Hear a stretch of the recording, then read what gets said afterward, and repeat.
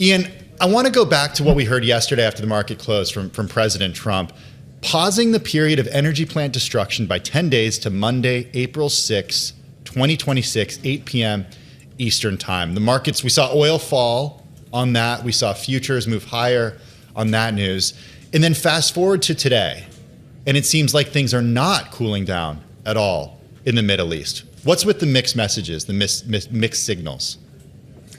Yeah, I think they seem to be pretty closely related in the sense that anytime stocks fall too much, oil prices rise too much, you hear signals from the Trump administration that talks are going well, negotiations are happening, the war is not going to last very long, and then you see market reactions. At the same time, we know that the market is anxious about unclear U.S. strategic goals in this conflict. There's not a lot of things the U.S. can accomplish short of opening the Strait of Hormuz now that would have a significant long-term impact.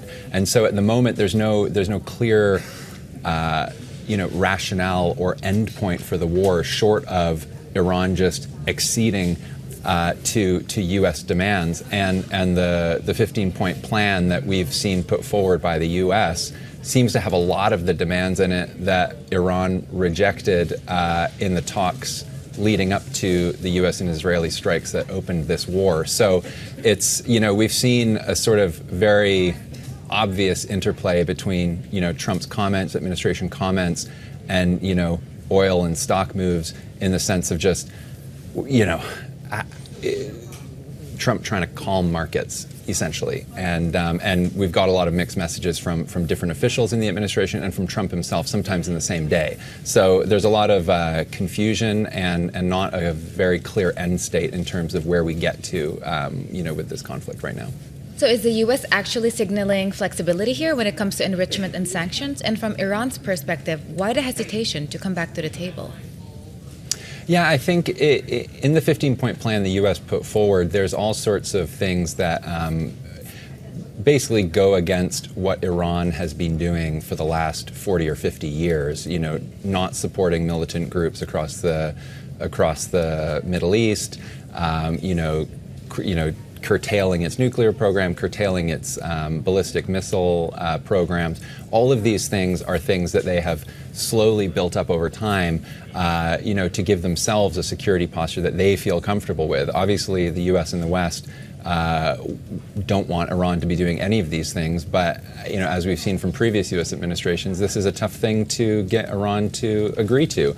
We've seen things from former U.S. officials saying Iran is a problem to be managed, not necessarily a problem to be solved. And the issue here was the U.S. going into those talks ahead of the war, with these extremely maximalist positions, asking Iran to basically give up everything to get nothing, essentially. And, Trump was the one who pulled out of the Iran deal that the U.S. struck with Iran before, and has bombed Iran twice now in the middle of talks. So you can see from Tehran's perspective that, they don't necessarily see the U.S. as a trustworthy negotiating partner, and vice versa, given all of the Iranian attacks on U.S. troops and personnel over the last few decades. So there's a lot of ill will, and right now, one of the key aims of the war seems to be to open the Strait of Hormuz, which was something that did not exist. It was a problem that didn't exist before the war began. So we're in very strange strategic territory right now where the U.S. is asking for stuff it had wanted in talks that it themselves abandoned in order to start a war, which then created more problems, which the U.S. is now trying to address with talks. So it's a bit of a confusing situation for a lot of us following this on a day-to-day basis, and you can see the markets just sort of gyrating back and forth here with every utterance from the White House, which may indicate either it's escalating or talks are going well. Well, Iain, on the view from Tehran, I want to bring up a post on X from Abbas Araghchi, Iran's foreign minister, who writes, just in the last few minutes, Israel has hit two of Iran's largest steel factories, a power plant, and civilian nuclear sites, among other infrastructure. Israel claims it acted in coordination with the U.S. The attack contradicts the president's extended deadline for diplomacy. Iran will exact heavy price for Israeli crimes. Does this contradict that extended deadline for diplomacy that we heard from the president yesterday, these attacks on infrastructure?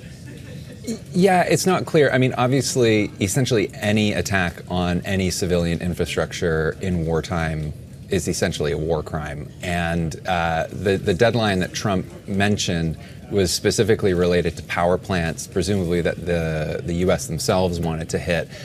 This is not necessarily the first time we've seen U.S. and Israeli war aims diverge. That's been an issue from the very beginning of this conflict. But you're right in the sense that the U.S. and Israel are in this together. Iran sees them as linked. They are only engaging at the moment with the U.S. side, seemingly on talks. And the commentary out of Israel from Benjamin Netanyahu and others is that this war is very much continuing. They have their own goals in Iran that are different from the U.S. And so this is not the first time this has come up as a problem. And if Iran is seeing it that way, it could be an issue for this deadline and the sort of the talks. Although again, this deadline is a bit amorphous in the sense that it keeps getting extended. As Trump kind of seeks off-ramps here to a conflict that is just totally rocking markets. Israel has come out and said that they did hit some of these nuclear facilities, but their justification for that was that these were plutonium sort of enrichment-related facilities, not civilian nuclear facilities. They were designed for weapons-grade material. Very quickly here, we're hearing the 15 points versus 5 asks. Is there actually any real overlap to work with? I think there are things on both of those lists that we know are red lines for both sides. I cannot imagine, for instance, U.S. taxpayers or Israeli taxpayers supporting war reparations for Iran to help rebuild some of Iran's facilities, for instance. That's one of the Iranian asks, as is sovereignty over the Strait of Hormuz, which it didn't have before the war. So, there's no way the U.S. is going to agree to those. And so that's why, to some degree, you're seeing this escalation, this intensifying of the conflict, even as we see, Trump repeatedly saying he wants a ceasefire. I think the reality here is that we're not in traditional peace talks. We are in talks between two extremely hostile, long-term geopolitical enemies, and even as part of the ceasefire deal that Trump is trying to push, there are massive asks in there for Tehran, and so there is basically no way Iran will agree to this unless in the U.S. mind, unless pressure is brought militarily. Okay. So that's the kind of issue we're dealing with right now.